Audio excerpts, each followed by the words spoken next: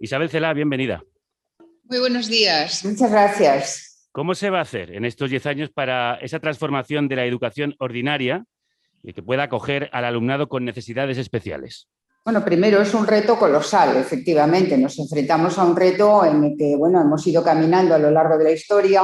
Efectivamente, en la década de los 80 y principio de los 90 se avanzó mucho, pero luego esto ha quedado muy al ralentí, ¿no? Y lo que pretendemos es activarlo. Es decir, lo lógico es hoy tener derecho a la educación, es tener derecho a una educación inclusiva, entendiendo por inclusiva no solamente la atención a las personas con discapacidad, sino atención a la diversidad en su conjunto. Esto significa que hemos de establecer más recursos humanos, más recursos tecnológicos en los centros ordinarios. Y cuando decimos ordinarios, no estamos hablando de todos los centros en los que se encuentran niños, niñas con discapacidad y niños que no la tienen, pero que son diversos, todo el mundo es diverso, por razones diferentes, ¿no? Por lo tanto, son más recursos ahí sin, desde luego, cerrar los centros de educación especial. Ninguna sociedad cierra los centros de educación especial porque hay necesidades perentorias que realmente han de ser atendidas allí. Y además los centros de educación especial han ido incorporando importante know-how, importante conocimiento en términos que es útil para el resto de los centros ordinarios. Pero, ministra, en 10 años sí desaparecerán esos colegios de educación especial. ¿Ese es el objetivo que se marca la ley? No, la ley no dice eso. La ley dice que en 10 años se aportarán los recursos ordinarios necesarios, los recursos a los centros ordinarios para la atención adecuada a todo tipo de necesidad educativa especial de discapacidad, pero que que las administraciones educativas seguirán atendiendo a los centros de educación especial para que sirvan de referencia a los demás y además para que puedan seguir escolarizando a alumnos con necesidades muy especializadas. Esto es muy importante, es decir, la educación especial seguirá existiendo después de pasada esa década en la que se intenta una adaptación en los colegios ordinarios. Eso es lo que prevé la ley y eso es lo que dice la disposición adicional cuarta con toda claridad, que como sabemos ha sido objeto de bulos y ha sido objeto de falsedades que yo lamento muchísimo porque yo sé el sufrimiento que pueden estar, el sufrimiento añadido que tienen las familias que han de atender a niños que tienen algún tipo de discapacidad y se ha aumentado el sufrimiento a sabiendas de que los centros de educación especial convivirán, pero evidentemente nuestro propósito principal está en incrementar los recursos en centros ordinarios para atender a todas las personas con discapacidad, a todas las personas que puedan ser atendidas ahí. Es decir, que los centros de educación especial, con toda claridad, y como vuelvo a decir, dice la ley, no se cerrarán, quedarán para ser referentes y además atender a alumnado con necesidades muy especiales. Por tanto, eso es lo que dice la ley. Además, la ley dice otras cosas que no decía la anterior, como por ejemplo la necesidad de que los equipos técnicos de la educación detecten la necesidad educativa especial, detecten la incapacidad de manera temprana, la valoren y tengan conversación con las familias, para poder llegar a identificar cuál es el interés superior del menor en ese caso específico. Y esto es importantísimo. Antes no había ningún tipo de relación con la familia a este respecto. Por tanto, con toda claridad, tenemos más de un 80%, tenemos concretamente un 83% de niños con discapacidad en centros ordinarios. Sabemos que les faltan recursos, tanto a nivel tecnológico como humano, para atender específicamente la discapacidad. Este es el desafío, con toda claridad. ¿Por qué? Porque la escuela es el ejemplo de la sociedad, la escuela es el espacio de socialización por excelencia y la escuela tiene que reproducir toda la diversidad que hay en la sociedad, sea esta por extracción socioeconómica desfavorable, sea por orientación sexual, sea por etnia y sea por una discapacidad. Ese es el propósito. El propósito es conseguir que la mayoría vivan en ese espacio diverso y sean atendidos de acuerdo a sus necesidades. Pero Personalización. para ese propósito es necesaria una dotación económica, recursos. Eso no aparece especificado en la ley. Y de hecho es No. una de las quejas que nos han trasladado en el programa de hoy. ¿Qué Bien, se va a hacer en ese sentido? Sí, las leyes van también creciendo y desarrollándose al amparo de los presupuestos anuales.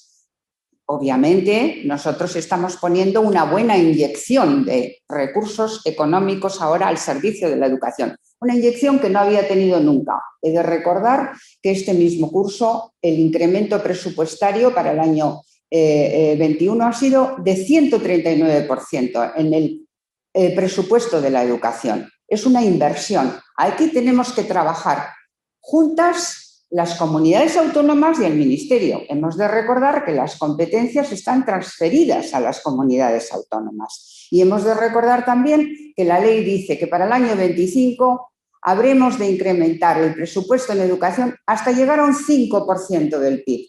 Hemos de recordar también que este 5% del PIB venía a ser lo que suponía la inversión en educación como en torno a los años 2010, y, sin embargo, cuando nosotros la hemos cogido, no llegaba al 4,1. Por tanto, estamos haciendo un esfuerzo importante en términos de inversión, de recursos económicos, y son muy necesarios para cubrir, entre otras, las necesidades de las que estamos hablando. Aunque todavía estamos por debajo de la media europea, que está en el 6%. Muy por debajo, sí. Pero estamos avanzando.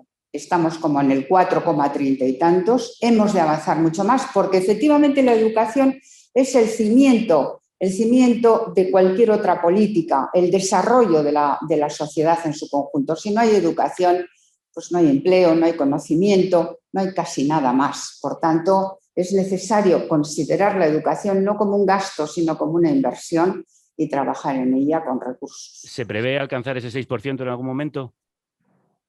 Bueno, si todas las comunidades autónomas y el Gobierno trabajamos muy intensamente, pues como sabemos, no se puede conseguir esto de la noche a la mañana, pero sí hemos de trabajar en la dirección adecuada. Ministra, en este sentido, ¿quién tiene la competencia para aplicar la ley en sus especificidades? Bueno, la competencia, como sabemos, la transferida la tienen las comunidades autónomas, tienen las competencias transferidas, pero hemos de recordar que la LOMLOE es una ley orgánica y, por lo tanto, ha de cumplirse. Las leyes son para que sean cumplidas, para eso se establecen. El Gobierno está haciendo ahora el desarrollo de la ley, el desarrollo del currículum y otros desarrollos que afectan a la ordenación académica. Las comunidades autónomas tienen su ámbito para el desarrollo competencial, pero obviamente siguiendo la orientación de la ley. Una de las quejas del Comité de Representantes de Personas con Discapacidad, el CERMI, es que se recoge esa tendencia hacia la educación inclusiva solo como un objetivo, no como un derecho que pueda ser esgrimido por las familias para ir después a un tribunal y pedir, en cualquier caso, que su hijo o su hija sea atendido en una escuela ordinaria.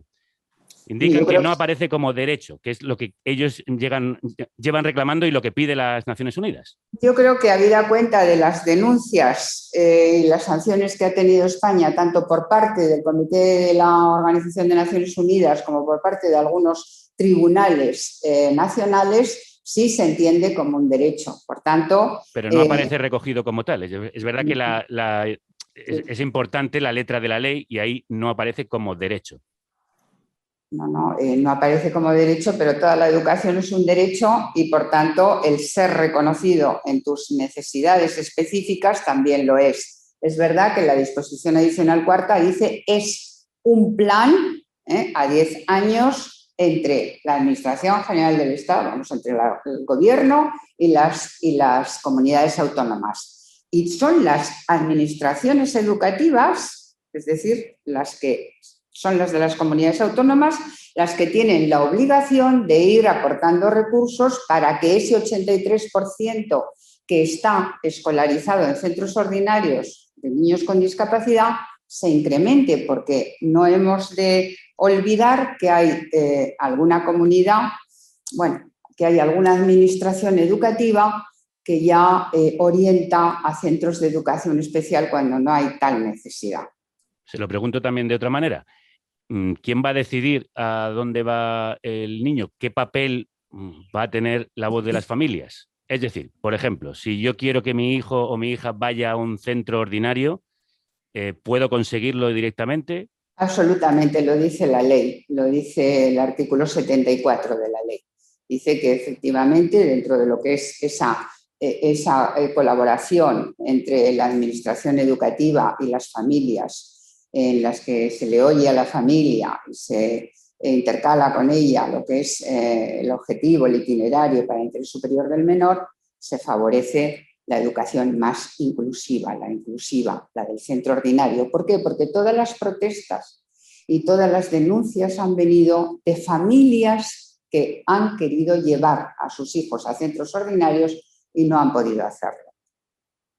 Entonces, aunque un informe indique que el niño deba ir a un centro especial, si la familia insiste en llevarlo a un centro ordinario inclusivo, pesará más la voz de la familia. Sí, salvo que efectivamente en ese centro ordinario no se encuentren todavía, imagínese el año que viene, no se encuentren todavía los recursos necesarios para tratar a esa persona con la discapacidad que tiene. ¿Y cómo van a conseguir que esos recursos aparezcan y en el plazo de 10 años? Perdón, no es que aparezcan y desaparezcan, es que es una atribución permanente. De facto, hay muchas comunidades autónomas que lo están haciendo ya de manera muy eficiente.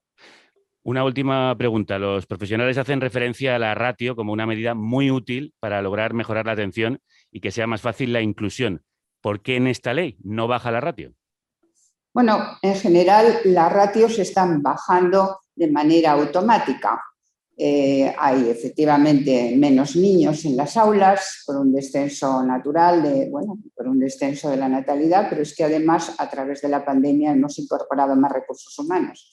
Lo interesante sería que las comunidades autónomas asumieran esa responsabilidad de seguir manteniendo los recursos humanos que han sido previamente financiados por la Administración Educativa, por el Ministerio de Educación para la COVID.